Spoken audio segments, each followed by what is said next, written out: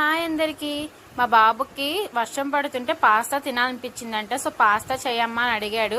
So నేను నా స్టైల్లో నేను పాస్తా చేస్తున్నాను. ముందుగా స్టవ్ ఆన్ చేసి ప్యాన్ పెట్టేసి ఒక గ్లాస్ వాటర్ వేసుకున్నాను.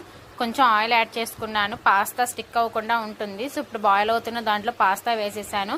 ఈ లోపల క్యారెట్, క్యాప్సికమ్, ఆనియన్ నేను కట్ చేసుకుని ఇందులో స్కిప్ చేసుకున్నాను. మీకు కాంటే చిల్లీ వేసుకోవచ్చు. సో ఈ మూడు కలిపి నేను బ్లెండ్ చేసేసుకున్నాను. ఇప్పుడు మళ్ళీ స్టవ్ ఆన్ చేసుకుని కొంచెం ఆయిల్ వేసుకుని బ్లెండ్ చేసుకున్న వెజిటేబుల్స్ వేసేసుకున్నాను. క్యారెట్, క్యాప్సికమ్, ఆనియన్ వేసేసుకుని బాగా మగ్గిచ్చేసాను. సో దాంట్లో కొంచెం సాల్ట్, కారం వేసి బాగా కలిపేసుకున్నాను. కొంచెం వాటర్ వేసి ఇంకొంచెం బాగా ఉడికించుకున్నాను అనమాట. సో మా బాబుకి ఇలా గ్రేవీగా ఉంటే చాలా ఇష్టం అనమాట. తనకు అలా నచ్చుతుంది. ఇందులో కొంచెం నేను కెచప్ వేసుకుని కలిపేసుకున్నాను. ఇప్పుడు పాస్తా పక్కన పెట్టుకున్న పాస్తా వేసేసుకుని బాగా కలిపేసుకోవాలి.